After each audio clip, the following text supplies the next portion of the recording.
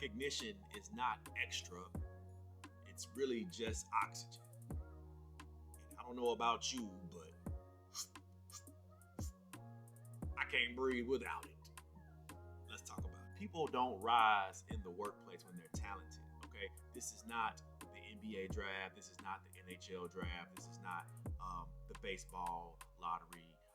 This is real life. And I know some people are like, no, people do rise when they're talented. That's not what I mean. Listen to what I'm saying. People don't rise in the workplace when they're talented. They rise when they're recognized. Let that sit with you for just a little moment. Let it sink in and understand what I'm saying.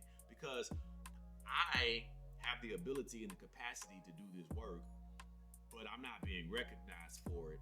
So therefore, I'm not gonna do any more than what I'm doing. You're gonna get what you get. And that's what happens a lot of times in the workplace. People they don't feel recognized. They don't care about money necessarily all the time. They don't care about who they sit next to. Like, all those things are important. But what people want to be recognized. People want to be looked at and said, I appreciate what you've done. I appreciate what you're doing. And this is something that's been in us since we were little kids. I talk about it in my keynote.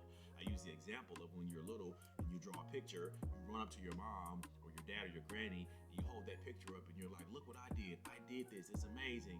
And they look back at you and they say, you did this, you drew this, you did these lines. Look at those colors. It's beautiful. It's amazing. And that serotonin hit us when we were 5 and 6 years old, and we were proud and never left.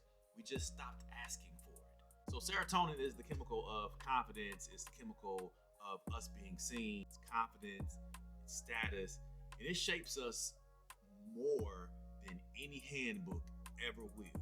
So we gotta learn how to elevate people with little small cues that help them feel braver, help them feel more appreciated, help them feel seen. And if you're a leader, I really want you to lean into this episode, because so many of y'all are not hitting people with a dose of serotonin, and they really do need it. So have you ever been in a meeting and someone's speaking and you can just hear the confidence just sailing away, like it's just leaving their voice? And a lot of times it's not because people don't know their stuff. It's not because people aren't well versed in the material, but a lot of times it's because people don't feel seen. It's because there's no serotonin happening at all. And so it's a shortage. They don't feel it, and it comes out in how they communicate. Serotonin is the you belong here chemical. It's the you feel value. You have status. You're respected. When serotonin is at its highest, people take smart risks. People think clearer. People react more boldly.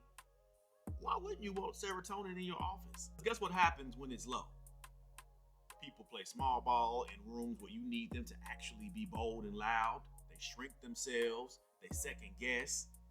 And that is not what we need in the office. So here's the problem. We treat recognition like a perk. It's a nice to have. You know, we treat it like it's something extra on the side. But here's the thing about serotonin. It doesn't hit randomly. It hits consistently. And it shapes everything. It shapes our confidence, our clarity, our courage. So you know how we do. Here are 2 easy ways in which we can easily lift serotonin in the workplace. Number 1 is we can give people public praise and private correction. Public praise, private correction. It just means that in public, I'm going to praise you for all the things you do really well. And then in private, I'm going to coach you on the things that you can improve upon. Why? Because when you call people out in a negative way in public, it kills confidence. It kills everything that they have going. And again, because we all have different lived experiences, we're all going to react to different things in different ways. And so as a leader, I want to make sure that I'm praising you publicly.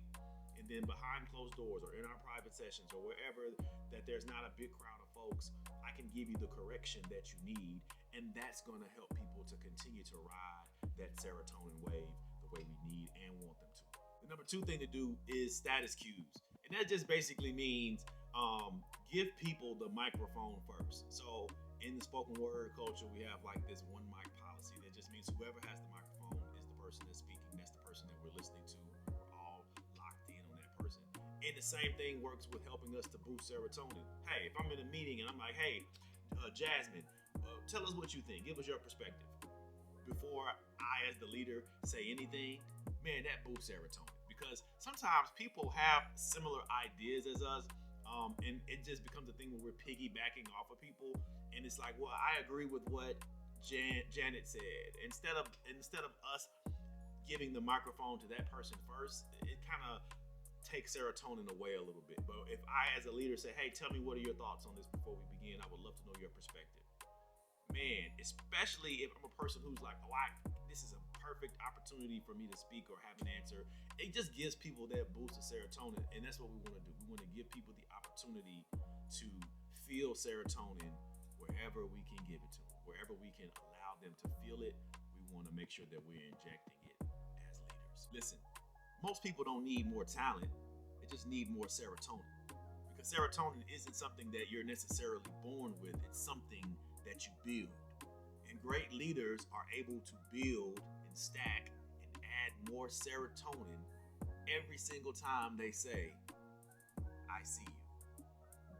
This is today's episode. Listen, I am Rashad Rayford. I'm your host. I'm so glad to be here with you guys.